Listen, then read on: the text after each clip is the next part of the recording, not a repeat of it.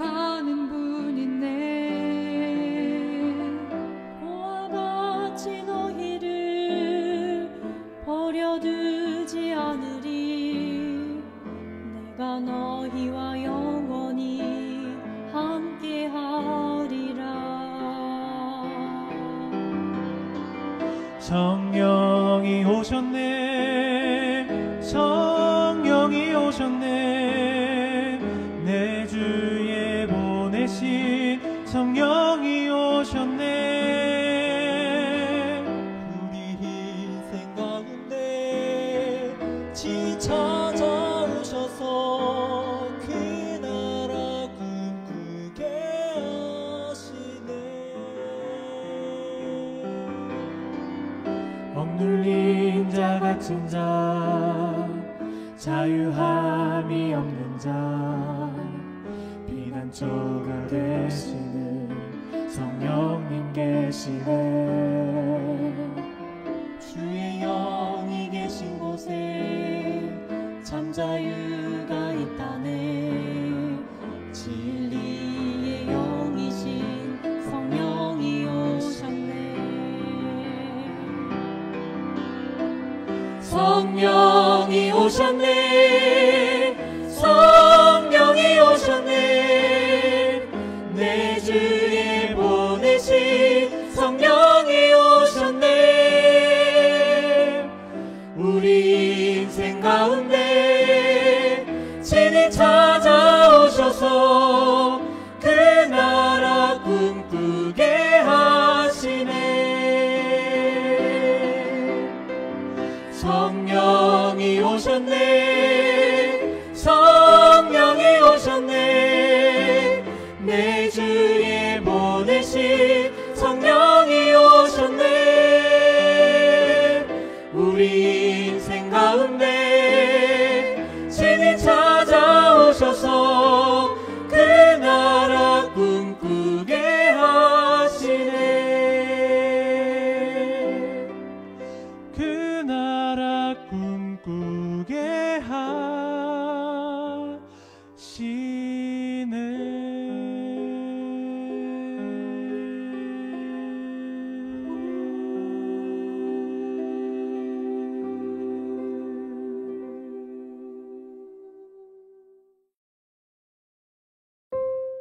늘 살피고 보호하여 주시는 고마우신 하나님 우리 아버지, 모든 나라의 흥망을 좌우하시는 대주제이신 아버지를 믿고 있는 우리들이 마음을 다하여 드리고 있는 간절한 기도를 다 들으시는 줄 믿습니다.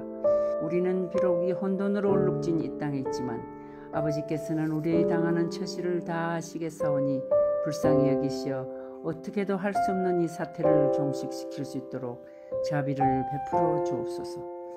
당면한 코로나 팬데믹 상황 속에서 새로운 방식의 사역이 필요한 것을 자각한 교회의 지도자들이 온라인 선교를 계획하고 추진하려고 하고 있습니다. 이 사역에 종사하려는 모든 분들에게 영육간의 건강을 베푸시고 사역을 시작하기 전에 책임을 맡고 있는 모든 분들이 아버지께 대한 믿음의 확신을 마음에 품을 수 있도록 은혜 내려 주옵소서.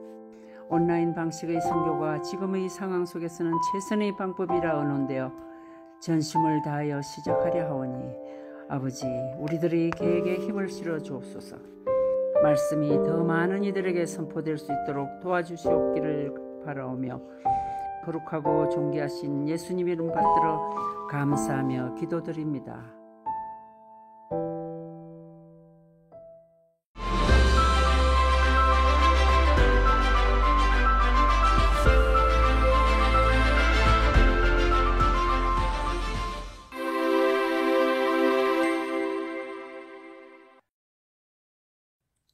안녕하십니까? 건강기별을 통한 복음 그 네 번째 시간입니다. 오늘도 역시 새로 배운 것, 내가 실천할 것, 이웃에게 나눌 것, 이 세 가지를 삶에 적용하시면서 여러분들의 삶이 영육간에 풍요로워지시기를 바랍니다. 오늘의 주제는 내 가족이 당뇨병이라면이라는 주제입니다. 당뇨병을 한마디로 하면 어떠한 질병일까요? 저는 풍요 속의 빈곤, 넘쳐나는 혈관이라고 이름을 붙여보았습니다. 왜 풍요 속의 빈곤일까요? 혈관 속에는 혈당이 굉장히 많아요. 그래서 풍요롭습니다. 그런데 정작 세포는 그 혈당을 받아들이지 못하기 때문에 배고픈 것입니다. 그리고 혈관 안에 당이 넘쳐나기 때문에 소변으로 새어나갑니다. 그래서 당뇨병이죠. 여기 세포에 어떠한 문제가 생기길래 당뇨병이 생기는지 한번 살펴보겠습니다. 여기에 당뇨병의 핵심이 있습니다. 세포막에는 인슐린 초인종이라는 것이 있는데 인슐린이 인슐린 초인종을 탁 누르면은 세포 속에서 다양한 단백질이 분비가 되면서 세포막에 포도당 문을 이렇게 만들어냅니다. 포도당 문이 옮겨지면서 이 포도당 문이 탁 열리면 혈관에 있었던 포도당이 세포 속으로 들어가서 에너지를 만드는데요. 인슐린 초인종이나 포도당이 말을 듣지 않는 현상이 일어납니다. 그것을 바로 인슐린 저항증이라고 하는데 이것이 계속 지속적으로 악화가 되면 당뇨병이 생기는 것입니다. 그런데 이것을 악화시키는 첫 번째 요소가 무엇이냐면 동물성 음식과 동물성 음식에서 생기는 내독소 혈증이라는 것이 있습니다. 그래서 동물성 음식을 섭취했을 때 동물성 음식이 그 속에 들어있는 그 독소가 있는데 그 독소가 인슐린 초인종을 망가뜨리고 포도당 문을 망가뜨려서 인슐린 저항증을 일으킨다 하는 것이 확인이 됐고요. 또 동물성 음식을 굳이 섭취하지 않더라도 내 몸이 비만증에 걸리면 인슐린 저항증이 생깁니다. 그래서 시간이 지속이 되면 당뇨병으로 진행이 되는 것이죠. 그래서 서서히 죽는 이 당뇨병의 첫 원인이 바로 음식 문화라는 것이 확인이 됐습니다. 특별히 과식하는 음식 문화이고 또 과식을 안 한다고 하더라도 육식을 좋아하는 문화입니다. 세종대왕과 이삭의 공통점이 무엇이었을까요? 두 사람 다 육식을 엄청나게 좋아했습니다. 세종대왕은 육식이 식탁에 없으면 식사를 안 할 정도였고 이삭은 에서를 좋아했던 이유가 그 육회를 너무나 좋아했습니다. 그래서 그 두 사람이 굉장히 훌륭한 분들이고 우리가 존경하는 분들이지만 건강에 있어서는 좀 문제가 있었습니다. 당뇨병 증상이 다식, 다갈, 다뇨가 있습니다. 왜 다식입니까? 왜 많이 먹습니까? 세포가 굶주려 있기 때문입니다. 혈당이 혈관 속에는 많이 있습니다. 굉장히 풍요로운데 그 혈당이 세포 속으로 들어가지 못하니까 세포는 배고픈 거예요. 뇌는 배고픈 세포를 감지하고 더 많이 먹으라고 시그널을 보냅니다. 신호를 보냅니다. 그러니까 많이 먹게 되는 것입니다. 그리고 음식을 많이 먹고 혈당이 증가하니까 혈액이 걸쭉해집니다. 그래서 그 혈액을 정상적으로 희석시키느라고 물을 많이 마셔야 하니까 목마른 현상이 일어납니다. 그리고 다뇨 증상은 혈당이 소변으로 배설이 되면서 물까지 가지고 나갑니다. 그렇기 때문에 일반적인 그 소변 보는 양보다 훨씬 더 많은 양의 소변을 보게 되는 것이죠. 당이 물을 뺏어가기 때문에 그렇습니다. 그러면 당뇨병은 어떻게 진단하나요? 혈당 검사를 해서 진단을 하는 것이죠. 그래서 공복 혈당이 126 이상이 됐을 때 당뇨병을 의심을 합니다. 그리고 당화색소라는 게 있는데요. 히모글로빈 A1C라는 것인데 이 당화색소가 6% 이상이 되면 당뇨병이라는 진단을 내리게 됩니다. 당화혈색소는 굉장히 중요한 것이 3개월 동안 당이 얼마나 잘 조절이 됐는지 감지할 수 있기 때문에 공복혈당보다 더 많은 내용의 건강 내용을 우리에게 전해줍니다. 그래서 이 두 가지 검사를 다 하게 되어 있습니다. 당뇨병은 합병증이 굉장히 무섭습니다. 망막 질환이 생겨서 시력에 큰 문제가 생깁니다. 특별히 중앙시력에 문제가 생기는데요. 이렇게 사진을 보시면은 여기 손주의 모습이 안 보이는 그러한 현상이 일어나죠. 여러분들 중에서 당뇨병이 있으신 분들은 이 합병증을 예방하는 것이 굉장히 중요합니다. 그리고 또 큰 문제가 되는 합병증은 부종현상인데 부종현상은 무엇이냐 하면은 여러분들의 발이 붓습니다. 그래서 이렇게 꾹 누르면 다시 그 피부가 그 정상 상태로 돌아오지 않거나 돌아오는데 굉장히 오랫동안 구멍이 패여 있는 것이죠. 이것이 어떤 원인 때문에 그렇습니까? 콩팥이 망가졌기 때문에 그렇습니다. 굉장히 무서운 당뇨병 말기 현상입니다. 더 무서운 것은 여러분들의 피부가 썩을 수 있다는 것입니다. 특별히 당이 제대로 조절이 되지 않으면 상처를 입어도 잘 낫지 않고 그리고 심장과 아주 먼 거리에 있는 기관, 특별히 발가락에 산소 공급이 잘 되지 않기 때문에 궤저 현상이 일어납니다. 쉽게 이야기하면 산소 공급이 되지 않아서 발가락이 썩는 것이죠. 그러면 발가락을 절단해야 되는 경우도 있고, 또 더 심하면은 발 자체를 절단하거나 또 무릎까지 절단해야 되는 이러한 무서운 현상이 있습니다. 그래서 이 당뇨병은 정말 풍요롭다고 생각되는 이러한 상황에서 세포가 굶주려 있는 것입니다. 결국은 영양 공급이 잘 되지 않고 산소 공급이 잘 되지 않는 무서운 질병입니다. 제가 당뇨병 이야기를 하다 보면 성경 말씀이 생각이 납니다. 바로 계시록 3장 17절 말씀인데요. 내가 말하기를 나는 부자라. 부여하여 부족한 것이 없다 하나 내 곤고한 것과 가련한 것과 가난한 것과 눈먼 것과 벌거벗은 것을 알지 못하도다. 어쩌면 신체적인 당뇨병과 똑같은 증상이 이렇게 나오는지 모르겠습니다. 사실은 이 성경 말씀이 라오디게아 교회의 증상을 이야기하는 것이잖아요. 근데 당뇨병 증상과 똑같습니다. 그러면 이 해결책은 무엇일까요? 당뇨병을 극복하려면 다음과 같은 내용을 잘 생각하면 큰 도움이 됩니다. 혈당과 돈의 공통점이 있습니다. 둘 다 결핍이 되면 쓰러지죠. 저혈당으로 쓰러지고 경제공황으로 쓰러집니다. 그리고 누적이 되면 썩습니다. 몸에서는 혈당이 누적이 되면 궤저 현상, 썩는 현상이 일어나고요. 또 실제적으로 경제생활이나 우리 삶 속에서 돈이 누적만 되면은 사람이 부패하게 됩니다. 그래서 돈과 혈당은, 또 혈당과 돈은 순환이 될 때 우리가 건강을 회복할 수 있습니다. 돌아야 사는 것이죠. 그래서 이 돈과 혈당을 어떻게 순환시키는가 하는 것이 당뇨병 극복의 핵심입니다. 그리고 혈당과 지식의 공통점도 있습니다. 결핍이 되면 쓰러지는 것이죠. 저혈당은 우리를 신체적으로 쓰러지게 하고, 무지함은 우리를 정신적으로 또 우리 삶 속에서 쓰러지게 합니다. 그리고 누적이 되면 실제적으로 혈당은 쓰러지게 만들죠. 그리고 교만은 누적이 되면 패망의 선봉이 됩니다. 그래서 혈당과 지식은 역시 순환이 돼야 됩니다. 나누어졌을 때 발전을 할 수 있는 것이죠. 혈당도 몸속에 골고루 나누어져야 되고, 지식도 골고루 나누어졌을 때 교만이 없어지고 또 이 사회가 부패되는 것을 막아줄 수 있습니다. 여기 당뇨병을 극복하는 건강식이 있는데요. 당뇨병을 극복하려면 3가지 핵심 성질이 꼭 있어야 합니다. 첫 번째, 섬유질이 많아야 하고요. 두 번째, 건강한 지방질이 많아야 하고, 세 번째, 신맛이 있어야 합니다. 이 3가지 요소는 혈당의 흡수를 감소해주는 역할을 합니다.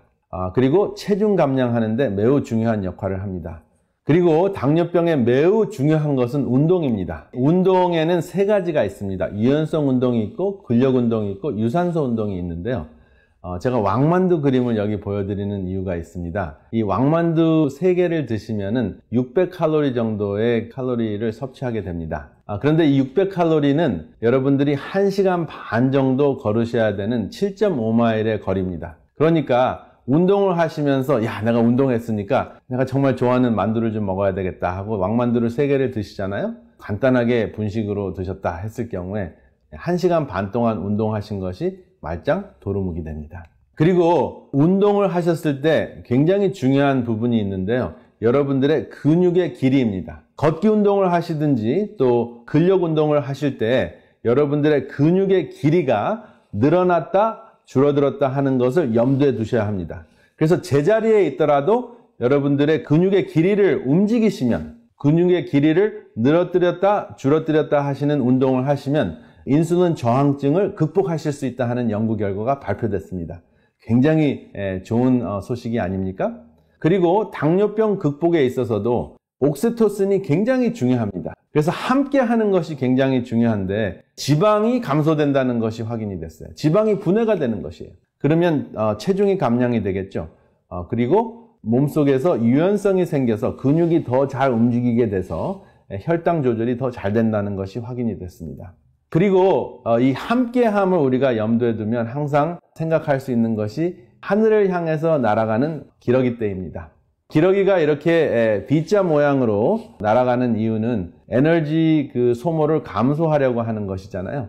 그래서 겨울을 나기 위해서 기러기가 날아갈 때는 항상 같이 날아갑니다. 이렇게 날아가면 그 에너지 소모량을 76% 감소할 수 있습니다. 그러니까 얼마나 더 멀리 갈 수 있습니까? 24마일 정도밖에 가지 못하는데 100마일을 갈 수 있다고 합니다. 그리고 이 기러기 때는 그 앞에 가는 리더가 항상 바뀝니다. 그래서 리더가 힘들 때쯤 되면 두 번째 있는 기러기가 그 앞으로 가서 그 리더를 교체해주는 그러한 일을 하는데요. 정말 서로 협력하는 그러한 모습이 참 아름답습니다. 그리고 기러기가 날아갈 때 굉장히 시끄럽게 날아갑니다.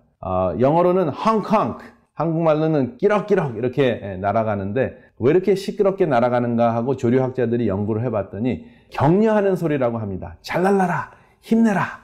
리더에게 특별히 하는 소리고요. 주위 기러기에게 그 바람잡이하는 그러한 그 소리라고 합니다. 그리고 기러기가 가끔 가다가 낙오되는 기러기가 있는데 낙오됐다가도 바로 다시 행렬에 조인한다고 합니다. 왜냐하면 그 낙오되는 그 순간 공기의 저항력을 느끼면서 내가 혼자서는 안 되겠구나, 함께 해야 되겠구나 하는 것을 본능적으로 느낀다고 합니다.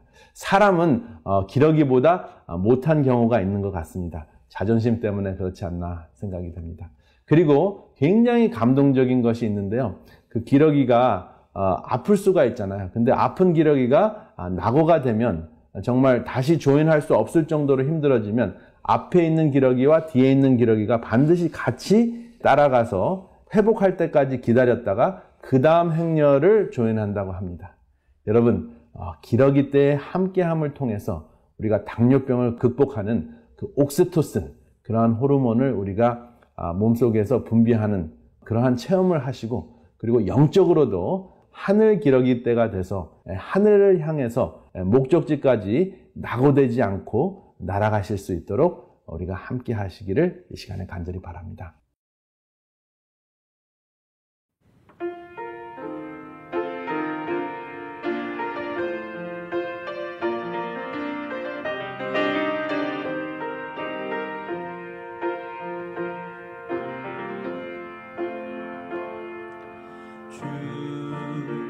한 분만이 이 모든 세상 창조하셨네.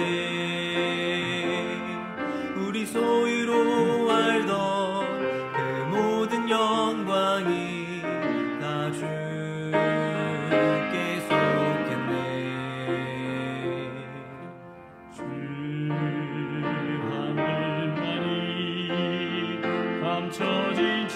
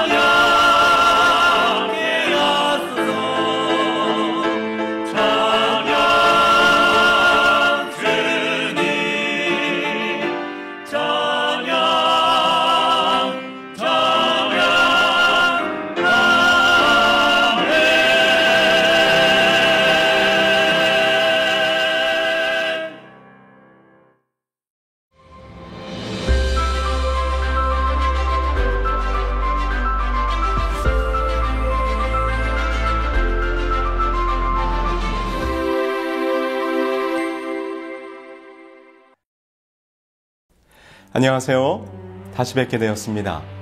어제 각 지역 사이트에서 진행된 온라인 소그룹에 잘 참여하셨는지요? 말씀 세미나와 함께 진행되는 온라인 소그룹을 통하여 아름다운 영적 교제도 꼭 나누시기를 간절히 바랍니다. 저에게는 성경의 예언서인 다니엘서와 요한계시록을 생각하면 특별한 기억이 하나 있습니다. 그것은 저의 결혼과 관련이 있는데요. 다니엘서와 요한계시록이 저의 결혼과 무슨 연관이 있을까요? 여러분들이 화면으로 보시기에 제 모습이 어떻게 보일지는 모르겠지만 제가 아직은 꽤나 젊습니다. 그런데 제가 결혼을 좀 일찍 했기 때문에 아이도 이제는 다 성장했고 올해로 벌써 결혼 23년째를 맞이하고 있습니다. 그러니까 지금부터 23년 전이니까요. 제가 결혼할 당시 나이가 25살이었습니다. 신학과 2학년을 마치고 이제 막 군대에서 제대했을 때 결혼을 했습니다. 아직 신학생 시절이었죠. 세상 물정도 모르는 철없는 학생이 결혼을 한 것입니다. 학교도 졸업하지 않았으니 잡이 있었던 것도 아니고 정말 제가 생각해봐도 아무런 준비 없이 결혼을 했습니다. 그러니 여러분 생각해보세요. 저에게 딸을 시집 보낸 우리 장모님께서 마음을 놓을 리가 있었겠습니까? 철없는 사회를 보면서 장모님께서 어떤 마음이셨을까? 가히 짐작이 갑니다. 그런데 당시에 제가 신학과 3학년이었는데 그때 신계훈 목사님께서 삼육대학 총장님으로 계시면서 저희 신학생들에게 다니엘 요한계시록 수업을 하고 계셨습니다. 그러던 어느 날 저희 장모님께서 대학에 오셨다가 신계훈 목사님을 만나게 된 것이지요. 그때 장모님과 제 안사람 그리고 제가 같이 신계훈 목사님을 뵙게 되었는데 저희 장모님께서 이렇게 말씀하셨어요. 총장님, 제 사위예요. 지금 신학과 3학년입니다. 앞으로 잘 좀 봐주세요. 그래서 제가 네 목사님, 지금 목사님이 강의하시는 다니엘 요한계시록 강의를 듣고 있습니다. 그러자 총장님께서 맞아, 그렇지. 그래, 자네 이번에 파이널 과제는 제출했는가? 그때 그 수업의 파이널 과제가 다니엘 요한계시록에 관한 각종 자료들을 스크랩해서 제출하는 것이었습니다. 역사, 사진, 신문, 각종 문서들을 스캔해서 자료집을 만드는 그런 과제였는데요. 신계훈 목사님께서 사무실 한쪽에 쌓여있던 수많은 스크랩북들 중에 저의 것을 찾아오시더니 네, 사위가 아주 과제를 잘했습니다 하시면서 장모님에게 내보이시는데 그 스크랩북 위에 교수님께서 채점한 점수표가 붙어 있었습니다. 그런데 그 점수표를 보니 교수님께서 저에게 A하고도 더블 플러스를 주신 것입니다. 그러면서 교수님께서 집사님, 사위 걱정 안 하셔도 되겠습니다.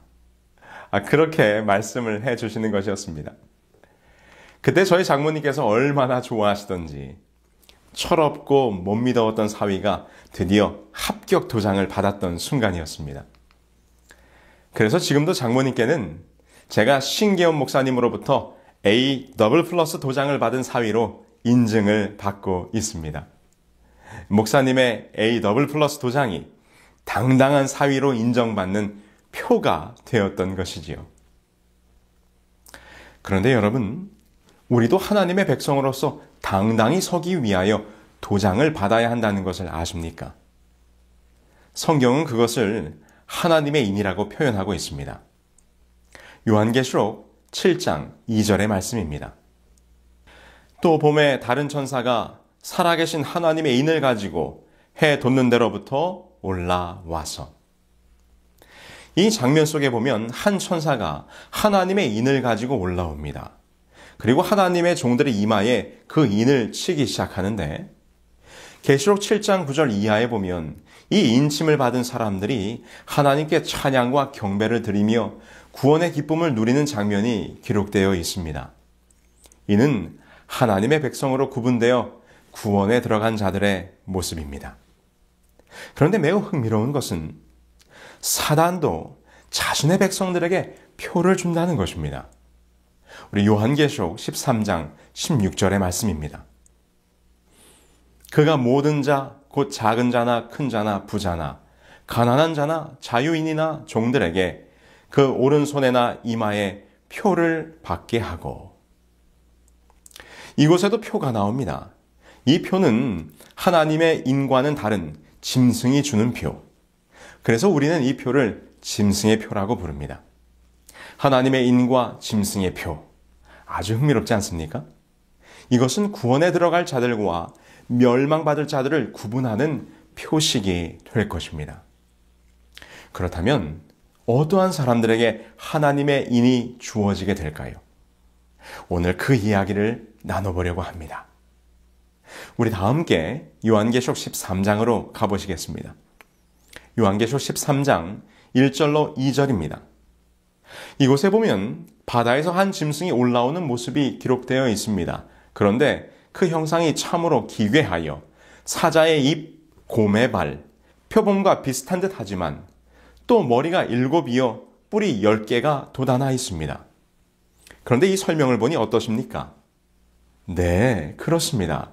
바다에서 올라온 짐승이라는 장면과 함께 그 모양새가 영락없이 다니엘 7장에 기록된 사자, 곰, 표범, 그리고 무서운 짐승의 형상을 한데 모아놓은 모습이지 않습니까?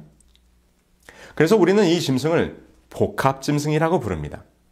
여러 짐승의 모습이 한 짐승 속에 복합적으로 나타나 있기 때문입니다. 그런데 성경이 말하기를 용이 자기의 능력과 보좌와 권세를 이 짐승에게 주었다라고 기록합니다. 용은 곧 사단입니다. 다시 말해서 지금 이 바다에서 올라온 짐승은 용의 대리자로서 이 땅에 등장하는 어떤 세력을 의미하는 것이지요. 그렇다면 이 복합짐승은 무엇일까요? 자, 계시록 13장 5절로 7절을 보시면 이 복합짐승이 하는 일들이 나오는데요. 이 복합짐승이 등장하여 하는 일을 가만히 보면 계시록 13장의 장면이 다니엘서 7장의 작은 뿔과 연결되어 있다는 것을 보게 됩니다. 제가 좀 정리하여 설명해 드리도록 하겠습니다. 이 둘이 똑같은 말로 하나님을 대적합니다. 계시록 13장 5절에 신성 모독을 말하는 입을 받고, 작은 뿔의 모습과 같지요? 다니엘 7장 25절에 보면 지극히 높으신 이를 말로 대적하며, 아울러 하나님의 백성들을 괴롭히는 모습도 같습니다. 요한계시록 13장 7절에 보면 성도들과 싸워 이기게 되고, 다니엘서 7장 25절 또 지극히 높으신 자의 성도를 괴롭게 할 것이며. 여러분 어떻습니까? 다니엘서의 작은 뿔과 계시록의 복합짐승의 모습이 완전히 일치하지 않습니까? 거기다가 다니엘서 7장, 8장에 나오는 작은 뿔과 계시록 13장에 나오는 복합짐승이 같은 세력임을 분명히 확인시켜주는 확실한 증거는 이 세력의 활동 기간이 정확히 일치한다는 것입니다. 계시록 13장 5절에 그 짐승이 42달 일할 권세를 받았느니라 라고 기록하고 있는데요. 이것은 다니엘 7장 25절 작은 뿔의 활동 기간으로 예언된 한 때와 두 때와 반 때와 같은 기간입니다. 이것에 대하여 설명을 조금 드리자면, 다니엘서에 기록된 한 때는 1년을 말하는 것입니다. 이것은 다니엘서 11장 13절을 보시면 알 수 있는데요. 북방왕은 돌아가서 다시 군대를 전보다 더 많이 준비하였다가 몇 때, 곧 몇 해 후에 오리라는 말씀 속에서 이 때라는 말이 곧 해, 곧 1년을 의미하는 것을 알 수 있지요. 그러므로 한 때와 두 때와 반 때, 곧 세 때 반은 3년 6개월입니다. 이 3년 6개월을 달수로 하면 12달, 12달, 12달, 6달, 42달이 되는 것으로 계시록 13장의 42달과 같은 기간으로서 연결이 되는 것입니다. 여기서 부연 설명을 드리자면, 성경에 예언된 기간을 이해할 때는 예언상 하루를 실제 역사 속에서는 1년으로 계산합니다. 이는 에스겔 4장 6절의 말씀을 근거로 내가 내게 40일로 정하였나니 하루가 1년이니라는 예언풀이의 열쇠에 의하여 적용되는 것입니다. 그래서 이 연일 원칙에 따라 생각할 때 작은 뿔, 곧 이 복합짐승의 활동 기간이 42달은 1260일, 하루를 1년으로 계산할 때 1260년의 시간이 나오게 되는 것입니다. 자, 그런데요. 다니엘서에 등장했던 작은 뿔이 이 마지막 시대의 복합짐승의 모습으로 다시 출현하는 이유가 무엇일까요? 오늘 이것이 짐승의 표와 연결이 되는 사건이므로 여러분 잘 보시기 바랍니다. 계시록은 이 짐승의 출현을 묘사하면서 이렇게 표현하고 있습니다. 계시록 13장 3절입니다. 그의 머리 하나가 상하여 죽게 된 것 같더니 그 죽게 되었던 상처가 나음에 온 땅이 놀랍게 여겨 짐승을 따르고. 이 말씀에 보니 이 짐승이 머리가 상하여 죽게 되었지만 그 상처가 낫게 되어 세상에 등장하자 온 땅이 그 짐승을 따르게 되었다고 설명합니다. 이 복합짐승, 곧 다니엘서에서는 작은 뿔이죠. 우리는 이 세력이 중세 로마 교황이었음을 확인한 바 있습니다. 그렇다면 로마 교황의 세력이 꺾여 죽게 되었던 상처를 입었던 적이 있었을까요? 네, 그렇습니다. 우리는 역사 속에서 로마 교황권이 무너지는 장면을 찾아볼 수 있는데요. 그것은 1789년 프랑스 혁명이 일어나면서 치명상을 받게 됩니다. 중세 역사 동안 교회와 귀족들의 착취에 시달렸던 민중들이 하나님은 없다는 구호와 함께 노틀담 성당의 제단 위에는 이성의 여신을 세우고 수도원을 폐지하고 교회의 재산을 몰수했으며 수많은 가톨릭의 사제들을 죽이거나 추방하게 됩니다. 그리고 마침내 1798년 혁명정부의 버티어 장군이 이태리로 내려가 바티칸에 있던 교황 피우스 6세를 끌어내림으로써 중세 교황권의 전성기가 끝을 맺게 되었던 것입니다. 이것이 538년 가톨릭을 대적했던 마지막 민족 동고트가 멸망하면서 명실상부 중세 유럽의 최고 권력의 자리를 차지했던 로마 교황이 꼭 1260년 만에 종막을 고하게 된 사건이었습니다. 그런데 지금 13장, 요한계시록 13장을 보니 그 죽게 되었던 교황권의 상처가 나으면서 권세를 회복하게 될 때 온 세상이 그를 따르게 된다는 것입니다. 이것은 교황권의 역사가 여기서 끝나지 아니하고 계시록 13장의 예언처럼 마지막 시대에 다시 등장하게 될 것이라는 것입니다. 그럼 교황권의 상처가 낫게 되었던 사건은 무엇입니까? 교황권의 세력이 다시 회복되는 역사는 예수회의 활동, 나폴레옹의 몰락, 이탈리아의 통일운동 등이 맞물리면서 서서히 진행되다 결정적으로 이탈리아의 권력을 쟁취한 무솔리니가 1929년 2월 11일에 교황과 비준한 라테란 조약으로 교황권이 회복됩니다. 이 조약에 따라 교황은 불신성 불가침의 지위를 지니고 있고 가톨릭 교회는 교회의 유일한 종교이며 바티칸 시국은 주권을 행사하는 독립국가임을 인정받게 되었던 것이죠. 당시 1929년 2월 12일자 샌프란시스코 크로니컬스에서는 교황의 죽었던 상처가 치료되다라는 제목 아래 다음과 같이 기사를 게재하였습니다. 오늘 밤 로마에 관한 문제는 과거에 대한 것이었으며 바티칸은 이탈리아와의 사이에 평화를 유지하고 있다. 중대한 문서에 상처를 낫게 함이라는 친필을 첨가하는 것에 관하여 양편 다 극진한 진실성을 보였다. 여러분 어떻습니까? 그 이후 교황의 모습은 계시록 13장 3절의 예언, 곧 온 땅이 놀랍게 여겨 짐승을 따르더라는 말씀처럼 온 세상 사람들과 세계 지도자들의 칭송을 받고 있습니다. 단편적인 예로 지난 2015년 교황이 미국을 방문했을 때 이런 재미있는 일이 있었습니다. 2015년 9월 24일 프란체스코 교황은 미국 상하원 합동연설을 하였습니다. 이제 연설을 마친 교황이 빠져나가자 당시 공화당의 하원 의원이었던 밥 브래디 의원은 쏜살같이 단상으로 올라가더니 교황이 연설 중에 마시던 물컵을 잽싸게 집어들었습니다. 왜냐하면 그 컵에 교황이 마시다 남긴 물이 절반쯤 남아 있었기 때문이지요. 교황이 남긴 물을 자신의 사무실로 가져간 그는 자신과 아내 그리고 참모들과 조금씩 나누어 마시고는 성스러운 물이 있으니 내 사무실로 오라며 같은 지역 케이시 상원의원을 불렀고, 그러자 이 케이시 상원의원은 자신의 아내와 어머니까지 함께 데리고 와서 이 교황이 남긴 물에 손가락을 살짝 담근 뒤 서로에게 뿌려주며 축복을 나누었다는 것입니다. 물을 가져간 브래디 의원은 이렇게 말합니다. 교황이 마시다 만 물은 축복의 물이라고 생각해 갑오로 삼으려 한다. 남은 물은 손자, 손녀들을 축복하는 데 쓰려고 병에 넣었습니다. 온 세상 사람들이 기이하리만큼 교황을 따르고 있습니다. 그를 추앙하고 그를 섬기며 그를 높이며 그를 따릅니다. 오늘 제가 많은 언론의 기사들과 교황의 활동들에 대한 기록들을 인용하지 않는다 할지라도 온 땅이 그 짐승을 따르는 모습을 우리는 분명히 보고 있습니다.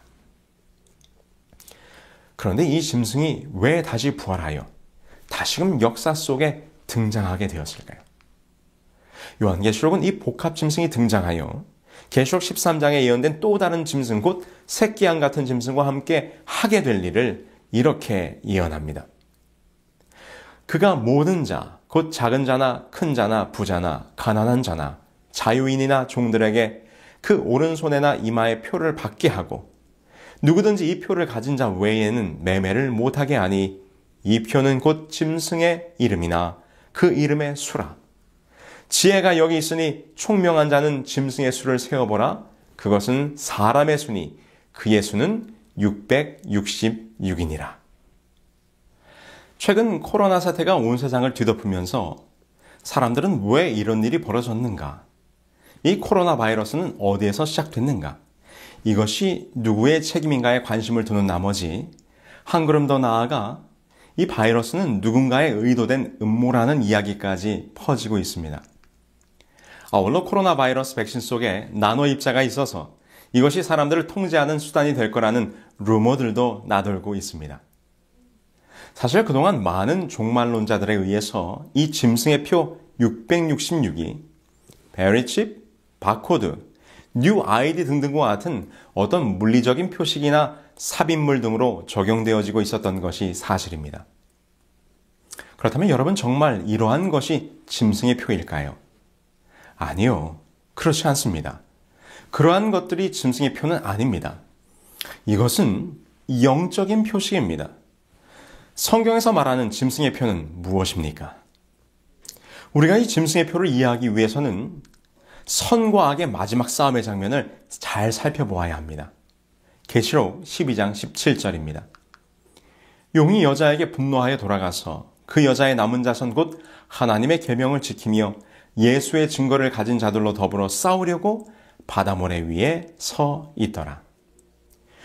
용은 지금 이 마지막 싸움을 누구와 하려고 하고 있습니까? 그 여자의 남은 자손입니다. 그런데 그 여자의 남은 자손의 특징을 뭐라고 설명하는가 하면 하나님의 계명을 지키며 예수의 증거를 가진 자들이라고 말합니다. 그러므로 우리는 이 짐승의 공격 목표가 무엇인지를 분명히 알 수 있습니다. 그것은 바로 하나님의 계명입니다. 무엇과 관련된 계명인가? 요한계시록 13장에 계속해서 반복적으로 등장하는 이 싸움의 쟁점이 무엇인지 한번 보실까요? 요한계시록 13장 4절 용에게 경배하며 짐승에게 경배하여. 계시록 13장 8절 이 땅에 사는 자들은 다 짐승에게 경배하리라. 계시록 13장 12절 처음 짐승에게 경배하게 하니. 계시록 13장 15절 또 짐승의 우상에게 경배하지 아니하는 자는 몇이든지 다 죽이게 하더라.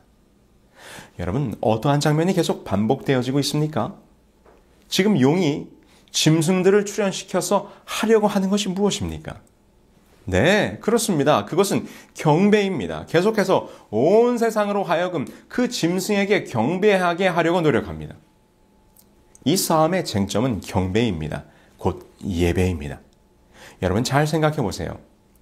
우리가 다니엘서를 공부할 때 작은 뿔이 계속해서 공격했던 계명이 무엇이었습니까?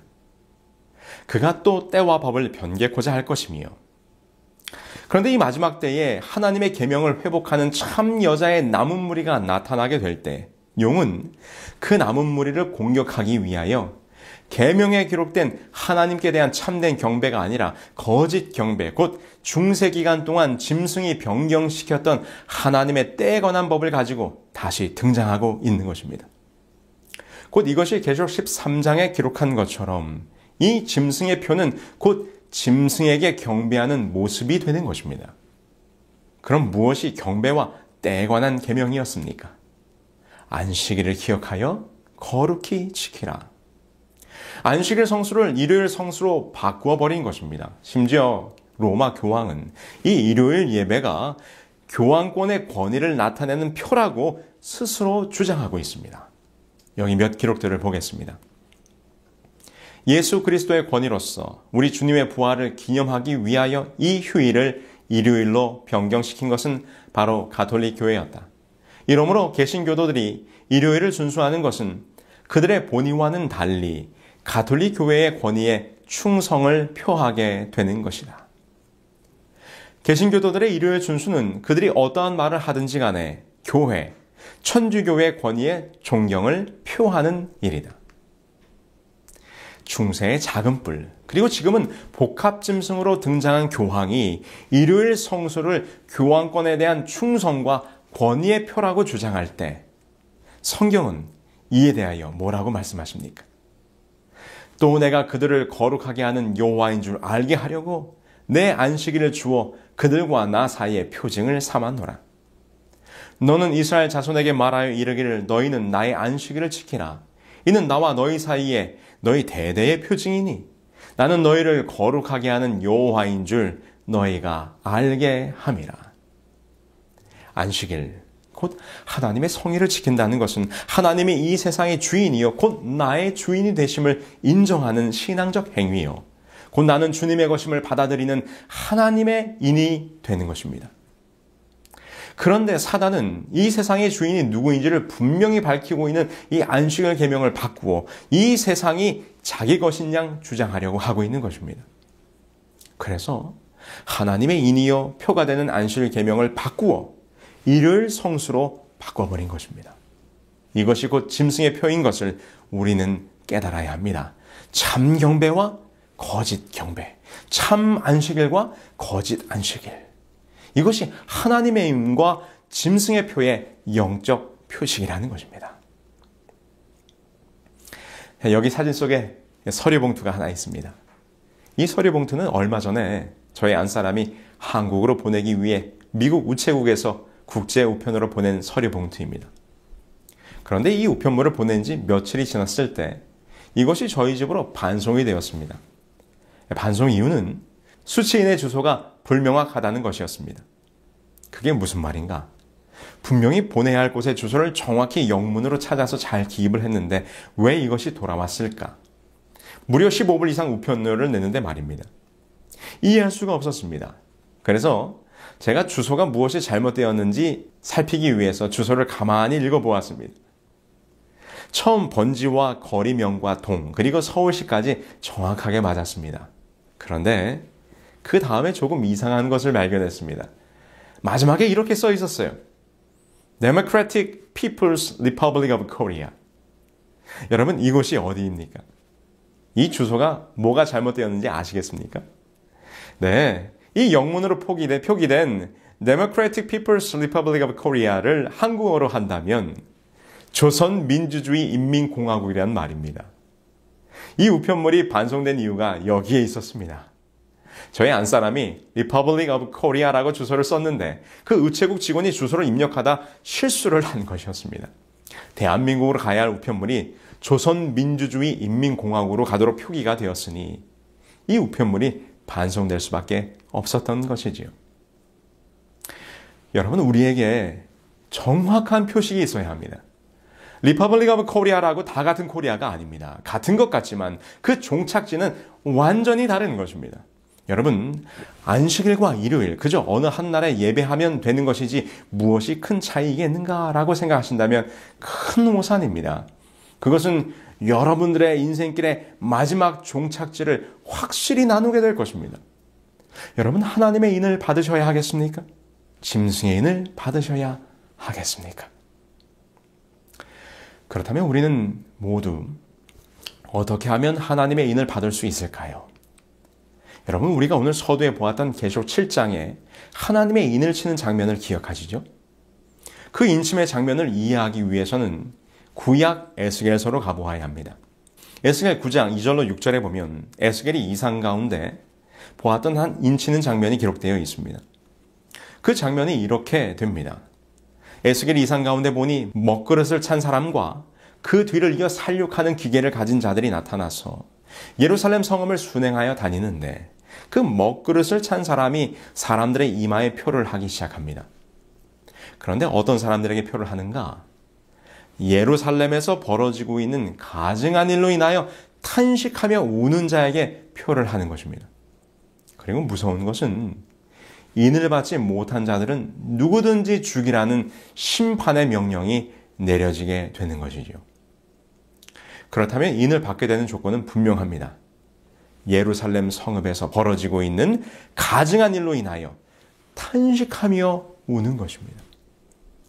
그럼 도대체 예루살렘에서 벌어지고 있는 그 가증한 일은 무엇이었을까요? 에스겔 8장의 기록을 살펴보겠습니다. 그가 내게 이르시되 인자야 너는 눈을 들어 북쪽을 바라보라 하시기로 내가 눈을 들어 북쪽을 바라보니 제단문 어귀 북쪽에 그 질투의 우상이 있더라. 내가 들어가 보니 각양 곤충과 가증한 짐승과 이스라엘 족속의 모든 우상을 그 사방벽에 그렸고. 에스겔이 보니 하나님이 임재해야 할 성소 안에 온갖 우상들이 가득한 모습이 펼쳐집니다. 이것이 가증한 일이었습니다. 여러분 어떻습니까? 사도 바울은 말하기를 우리의 마음이 하나님의 성전이라고 말씀하셨어요. 너희는 너희가 하나님의 성전인 것과 하나님의 성령이 너희 안에 계시는 것을 알지 못하느냐. 오늘 여러분들의 마음 성전에 성령 하나님께서 임재하고 계십니까? 아니면 세상의 욕망과 재물에 대한 탐욕과 명예에 대한 욕구가 가득하십니까? 하나님보다 더 사랑하는 것이 우리들의 마음속에 있다면 그것은 가증한 일입니다. 에스겔은 말합니다. 이러한 가증한 일이 성소 안에서 벌어지고 있는데 이 모습을 보면서 울며 탄식하라. 그래야 하나님의 인을 받는 것입니다. 울며 탄식하는 것이 무엇입니까? 그것은 진정한 회개인 것입니다. 선지자 요엘은 우리에게 이렇게 권면하셨습니다. 너희는 옷을 찢지 말고 마음을 찢고 너희 하나님 여호와께 돌아올지어다. 이것이 오늘 이 마지막 시대, 곧 심판이 다가오는 이 시대에 우리가 해야 할 일입니다. 여전히 세상의 것으로 가득 차 있는 우리의 마음을 보면서 울며 탄식하는 것입니다. 마음을 찢으며 회개하는 것입니다. 이 일이 선행되지 않으면 인치는 전사가 우리의 이마에 하나님의 인을 치지 못할 것입니다. 오늘 이 시간 여러분들의 마음에 회개의 역사가 일어나기를 소망합니다. 침례 요한의 외침을 들었던 자들이 그의 마음에 찔림을 받아 무엇을 해야 할지 물었을 때 그는 말하기를 회개하고 침례를 받으라 말씀하셨습니다. 오늘 말씀을 듣고 있는 여러분들의 마음속에 진정한 회개의 역사가, 말씀에 대한 순종이 일어나시기를 간절히 소망합니다. 그런데 저는 여기서 한 장면을 더 보려고 합니다. 에스겔 8장에 보니 온갖 우상에 대하여 경배하는 가증한 장면이 나오다가 이러한 모습이 나옵니다. 에스겔 8장 16절입니다. 그가 또 나를 데리고 여호와의 성전 안뜰에 들어가시니라. 보라, 여호와의 성전 문 곧 현관과 제단 사이에서 약 25명이 여호와의 성전을 등지고 낯을 동쪽으로 향하여 동쪽 태양에게 예배하더라. 여러분, 성소의 문은 동쪽에 있었습니다. 그것은 당시 고대 종교의 대부분이 태양 숭배 사상이었기 때문에 하나님은 성소의 구조 가운데 하나님의 보좌를 서편에 배치하여 백성들이 성소로 들어올 때는 동쪽을 등지고 하나님의 보좌가 있는 서편을 향하여 들어오게 하셨습니다. 이는 동쪽 태양 숭배 사상을 막기 위함이었습니다. 그런데 에스겔의 이상 중에 보니 몇몇 사람들이 성소 안에서 동쪽을 향하여 경배하고 있는 것입니다. 이 또한 예루살렘에서 벌어지고 있는 가증한 일입니다. 그런데 하나님의 성전에서 태양을 숭배하는 이 장면이 오늘 우리의 기독교 안에서는 어떻게 벌어지고 있습니까? 여기 이 기록을 한번 보실까요? 로고스는 안식일 축제를 새로운 연합으로 인하여 빛의 부활일로 옮기셨다. 그는 우리에게 그 빛의 첫날을 주님의 구원의 날에 있을 참 쉼의 모형으로 주셨다. 이 빛의 날, 곧 첫째 날이요 참 태양의 날에 우리가 모이는데 이 날을 우리가 성스럽고 영적인 안식일로 축제하는 바이다. 우리는 안식일에 준행해야 했던 모든 의무를 다 주의 날로 옮겼는데 이는 이같이 하는 것이 보다 더 타당하며 또 이 날은 유대인의 안식일보다 뛰어나고 높은 위치에 있고 더욱 영광스러운 날이기 때문이다. 이 인용문은 가장 유명한 교회 역사 중의 하나인 유세비우스 책 시편 주에에서 일요일 신성론에 대한 설명을 다루고 있는 부분입니다. 그는 예수 그리스도를 찬빛 또는 의의 태양으로 연결하여 일요일인 태양의 날을 예배일로 삼았다는 것입니다. 그가 이러한 주장을 하고 있는 배경은 이것입니다. 기독교로 개종한 로마의 콘스탄티누스 왕제는 당시 로마인들의 신앙인 태양 숭배 사상과 기독교를 융합하기 위하여 일요일 예배를 추진하게 되는데 이 일에 당시 황실 점성관이었던 율리우스와 가이사랴 교회의 감독이었던 유세비우스를 불러 태양 신교와 기독교를 융합하게 하였습니다. 그들의 논리는 그리스도교에서 신봉하는 의의 태양이신 예수는 로마인들의 불패의 태양인 미트라와 동신 이명임을 주장하며 교회의 일요일 예배를 합리화 혹은 정당화한 것입니다. 이처럼 일요일 성수는 태양신 숭배와 깊은 연관이 있는 것으로 에스겔이 바라보았던 성소에서 벌어지고 있는 가증한 일이 아니고 무엇이겠습니까? 우리 기독교 안에 있는 이교사상이라는 책에서도 이렇게 이것을 지적하고 있어요. 교회는 일요일을 거룩한 날로 성별했다. 전승에 따라 대중들로부터 추앙받던 우상 숭배자들의 축제 일들을 그리스도교가 물려받고 그 우상 숭배자들에게 그리스도인이라는 칭호를 준 것은 명백히 교회의 모략이었다. 옥스퍼드 대학교 교회사 교수였던 스탠리는 이렇게 말합니다. 고대 태양신에게 부단한 충성심을 바친 자들이 그들의 종교의식 자체를 오늘날까지 남겨놓았다. 지극히 거룩하며 우주적인 이 그리스도 교단에까지 그 흔적을 남겼다. 이 고대 우상 숭배자들이 명명한 태양의 날이라는 칭호의 존속은 대개 우상 숭배교와 그리스도 교회의 그 정조가 서로 결합함으로 이루어진 것이다. 콘스탄티누스의 이 법령은 제국 내의 불일치한 종교들을 공통의 제도 아래서 하나의 통일을 이루어 보려는 의도였다. 여러분, 일요일 예배, 그것은 우리가 일반적으로 알고 있는 것처럼 예수님 부활 이후 안식일이 폐지되고 부활을 기념하여 지키기 시작했다고 하는 단순한 논리로 해결되는 문제가 아닙니다. 일요일 예배가 뿌리를 내리고 자리를 잡아 교회의 예배일이 되기까지는 수많은 이교들과 로마의 황제들과 이교적 신학자들의 영향, 그리고 태양신과 관계, 그리고 변절된 교회의 역사를 통해서 이루어진 비성서적인 제도임을 우리는 깨달아야 합니다.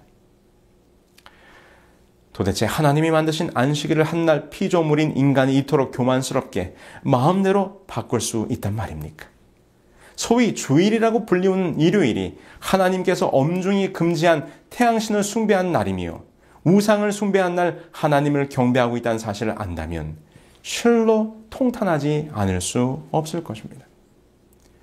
그래서 에스겔이 권면하는 것입니다. 성소에서 이런 가증한 일이 일어나는 것을 보거든 울며 탄식하라. 이러한 기독교의 민낯을 보고 우리는 진정으로 회개하여 돌이켜야 하는 것입니다. 오늘 말씀을 함께 나눈 여러분들이시여, 참된 경배와 거짓 경배, 하나님의 인과 짐승의 표가 무엇인지 깨달으셨다면 울며 탄식하며 회개하시기 바랍니다. 회개란 무엇입니까? 회개는 돌이키는 것입니다. 지금 가고 있는 길이 잘못되었음을 깨달았다면 즉시 그 길을 멈추고 돌아서야 합니다. 바른 길을 찾아가야 합니다. 지금껏 해왔던 신앙의 길이 잘못된 방향이었음을 알면서도 많은 사람들이 그 길로 가고 있기 때문에 그리고 그저 그렇게 해왔었기 때문에 지금 길을 돌이키지 못하신다면 어떻게 되시겠습니까? 오늘 이 시간 여러분들의 마음속에 참된 경배의 회복, 참 안식일의 성수를 통한 하나님의 인처짐의 역사를 경험하시게 되기를 간절히 소망합니다. 오늘 마지막으로 한 책의 내용을 소개하면서 참 안식일을 성수하는 삶에 대한 이야기로 마무리하려고 합니다.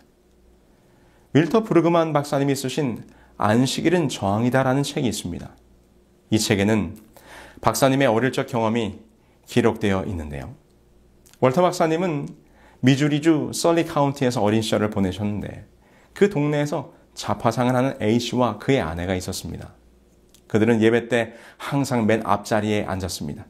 그런데 예배 때마다 목사님의 설교가 끝나면 마지막 축도를 하시기 전 자리에서 일어나 교회를 빠져나가는 것이었습니다. 예배 마치기 5분 전이면 무슨 의식이라도 거행하는 것처럼 가운데 긴 통로를 걸어 교회 뒤쪽 현관으로 나가는 것이죠. 그들은 자신들의 행동 때문에 예배에 참석한 다른 모든 이들이 예배의 마지막 찬양과 기도에 집중하지 못한다는 것은 전혀 개의치 않는 듯 보였습니다. 그들은 왜 항상 예배가 마치기 5분 전에 일찍 교회를 나가는 것일까요? 이유는 이러했습니다. 브루그만 박사님이 자라던 그 동네에는 또 다른 교회인 루터 교회가 있었는데 그 교회는 브루그만 박사님이 다니던 교회보다 30분 일찍 예배를 마쳤습니다. 그런데 항상 교회를 일찍 나가는 그 A씨는 그 루터 교회 근처에서 자파상을 하고 있었기 때문에 루터 교회 신자들이 예배를 마치고 나오는 때를 맞추어 미리 주문받았던 물건을 전해주고 장사를 해야 했기 때문이었습니다. 여러분 생각해 보십시오. 그 예배를 하나님이 기뻐 받으셨을까요? 우리 하나님께서도 그런 안식일 예배는 받지 않으실 것입니다. 여기 선지자 이사야의 다음과 같은 책망이 있습니다. 너희가 내 앞에 보이러 오니 이것을 누가 너희에게 요구하였느냐? 내 마당만 밟을 뿐이니라. 헛된 재물을 다시 가져오지 말라. 분향은 내가 가증히 여기는 바요. 월삭과 안식일과 대회로 모이는 것도 그러하니 성회와 아울러 악을 행하는 것을 내가 견디지 못하겠노라. 지금 여호와께서 이스라엘 백성들에게 이렇게 말씀하십니다. 마음도 없이 그저 예배에 행위만을 하는 너희들의 예배를 내가 가증히 여긴다는 것이지요. 이스라엘 백성들이 계명에 기록된 안식일은 기억하여 지키고는 있지만 그들의 안식일은 형식과 의식만 있을 뿐 안식일의 진정한 의미가 다 사라져 버렸다는 것입니다. 여러분, 우리가 안식일을 구별을 지킨다는 것이 무엇입니까? 이 세상의 정욕과 욕심과 헛된 것을 과감히 포기하고 온전히 하나님을 섬기며 하늘 아버지를 사랑하는 자로 변화되어 살아가는 품성의 변화를 동반해야만 그것이 참된 안식일을 준수하는 것일 것입니다. 그것이 없는 외형적인 안식일의 지킴은 오히려 하나님을 불편하게 만드는다는 것을 우리는 잊지 말아야 합니다. 월터 브루그만 박사는 그의 책 안식일은 저항이다에서 탐욕과 안식일에 대하여 이렇게 설명하고 있습니다. 나는 안식일이 우리의 욕구를 알려주는 학교요, 우리에게 엄청난 힘을 발휘하는 우상 숭배와 탐심에 초점을 맞추는 거짓 욕구들을 폭로하고 비판한다고 생각한다. 우리가 이를 그치지 않고 안식일을 지키지 않았을 때 이런 거짓 욕구들이 우리를 지배한다. 그러나 안식일은 우리의 참된 정체성을 우리 안에 받아들일 수 있는 기회다. 그렇습니다. 이것이 안식일이 주는 메시지입니다. 우리가 안식일의 의미를 진정으로 우리들의 삶에서 회복할 때 우리는 탐욕과 욕망에서 벗어날 수 있을 것입니다. 더 가지려고, 더 소유하려고 발버둥치며 살아가는 이 세상에서 우리가 안식일을 지키며 우리의 일을 멈추고 우리의 욕심을 내려놓기만 하면 온 세상을 창조하신 우리 아버지께서 더 많은 것으로 우리에게 선물을 주십니다. 여러분, 우리들에게 안식일을 주신 하나님의 사랑과 그 의미를 깨달았다면 이제 우리는 다르게 살아야 합니다. 세상의 가치와 세상의 기준이 아니라 하나님께서 우리에게 허락하신 안식일의 가치와 그 의미가 살아있는 삶을 살아야 하는 것입니다. 여호와 하나님께서 허락하신 안식일이 이 세상을 창조하시고 우리를 구원하사 그것을 기념토록 하신 날, 세상의 삶을 멈추고 하나님께로 나아와 그분이 주시는 참된 평안과 쉼을 누리는 날, 그 안식의 축복에 함께하지 않으시겠습니까? 마지막 때에 참으로 하나님의 인을 받는 자, 곧 안식일의 참된 실천을 통하여 하늘의 백성으로 품성이 변화되는 여러분 모두가 되기를 간절히 소망하며 말씀을 드리겠습니다.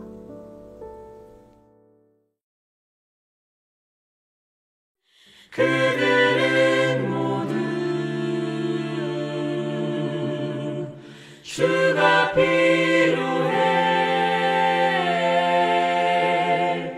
모두 알게 되리 사랑의 주님.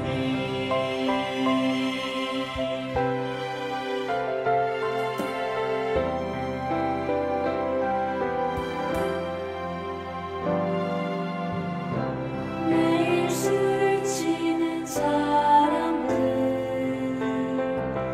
웃음기에 숨겨진 공허한 그 눈빛을 무엇으로 채우나 모두 자기 고통과 두려움 가득 감춰진 울음소리 주님 들으시네. 그들은 모두 주가 필요해 깨지고 상한 마음 주가 여시네. 그들은 모두 주가 필요해 모두 알게 되리 사랑의 주님. 그들은 모두 주가 필요해 모두 알게 되리 사랑의 주님.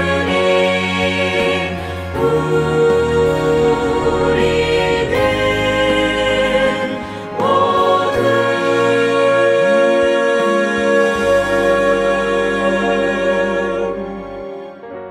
주가 필요해.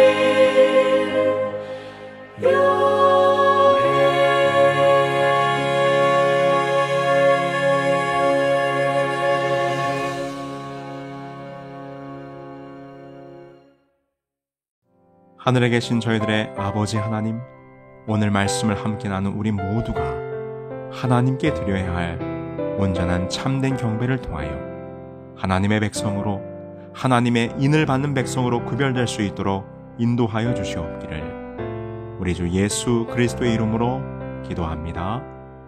아멘. It is written 성경 예언 세미나에 참여하신 여러분 모두를 환영합니다. 이번 세미나에 참여하시는 분들을 위해 성경 연구 기록되었을 때라는 성경 공부 교재를 무료로 드립니다. 총 25권 한 세트로 되어 있는 이번 성경 공부 교재에는 이번 예언 세미나의 강의 내용이 담겨져 있고 뿐만 아니라 성경의 귀한 진리들이 단순하고 간결하게 잘 정리되어 있습니다. 이번 세미나에 등록하시는 분들에게는 누구에게나 무료로 보내드립니다. 교재 신청 방법은 itiswrittenkorea.com에 들어오셔서 메인 페이지에 세미나 등록하기 버튼을 누르신 후 접수 사항을 기입하여 주시면 여러분이 거주하시는 곳에서 가장 가까운 지역 사이트에서 연락을 드리고 책을 보내드립니다. 말씀의 귀한 진리를 쉽게 공부할 수 있는 성경 연구 기록되었을 때 교재를 무료로 받으실 수 있는 기회를 놓치지 않으시기 바랍니다. 감사합니다.